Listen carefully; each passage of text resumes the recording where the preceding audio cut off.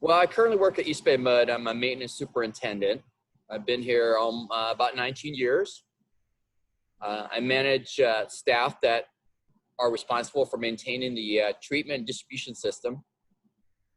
I started here in 2001 after I left at Coast Guard active duty. And I was able to finish my military career on the reserves here. So I ended up retiring from the Coast Guard after 21 years of overall service, and mostly engineering and operations in the Coast Guard.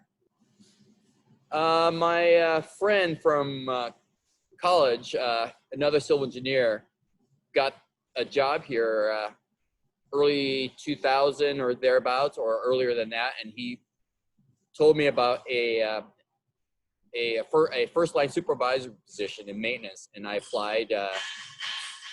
I applied a couple of times, and I finally got that position, and I've been promoted ever since. Yes, because I was lucky that I started out in the Army after high school, and I did a lot of construction work in the Army. And after my civil engineering degree, I went to the Coast Guard as an engineering officer and an operations officer. And so my construction and maintenance experience came from both the Army and the Coast Guard, and my management experience or leadership experience came from mostly from the Coast Guard, and which is valuable for me now because I manage technical experts in their field, supervisors and technicians, and what I've learned in the military has helped me communicate with them and also prioritize our work.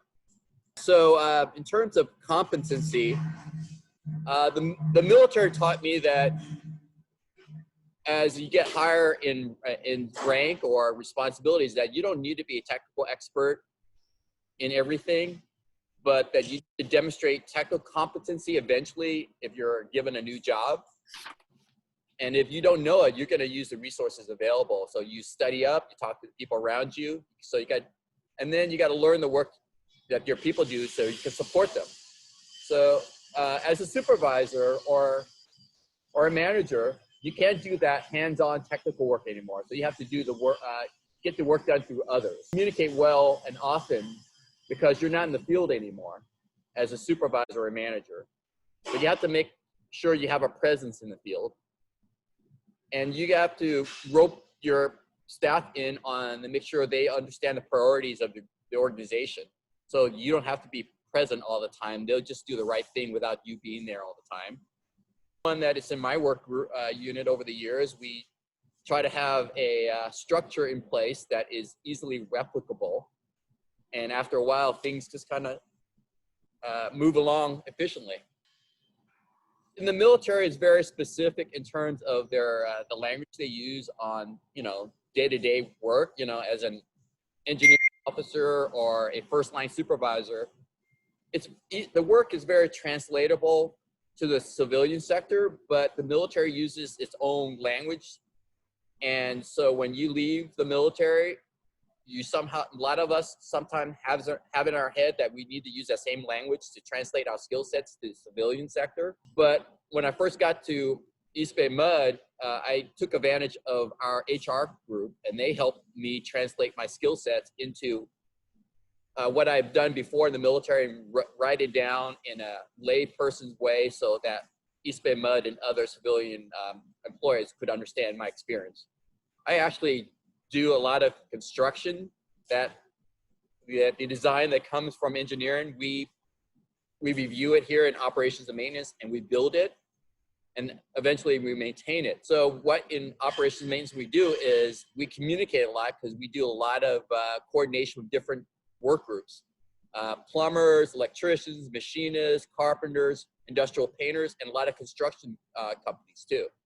I'm very happy because every day is different than the day before, but it's always about solving problems and technical problems. Example, like we regularly fix pump motors and pump. So this is a big one. So I get involved with big stuff, small stuff, technical challenges. So I like the work. So in my department, it's a very structured path for promotion, and I work for a manager, and if that opportunity may come up to apply for his job, but it depends on a lot of factors. And I'm pretty happy where I am, and I'm probably retiring in about 3.5 years. So I'm fine either way. Compensation is pretty good in my water agency, EBMUD, and they give us a lot of resources to in terms of education to learn more new skill sets, because we're always trying to be more efficient and use a better technology in our treatment plants and pumping plants. And so in the operations and maintenance department, we get to learn new things all the time, and that adds to our skill sets. So we're always being more useful to the company, and also being challenged. So professionally, we're challenged, and we have opportunities to promote. The compensation is fine; it's good, and we do essential work that a lot of my neighbors appreciate. That I work with the water company. We're trying to start an affinity group right now. As far as I know, so we're a company of about 2,000 people. I know about close to 100 vets here, and they would love to have an affinity group.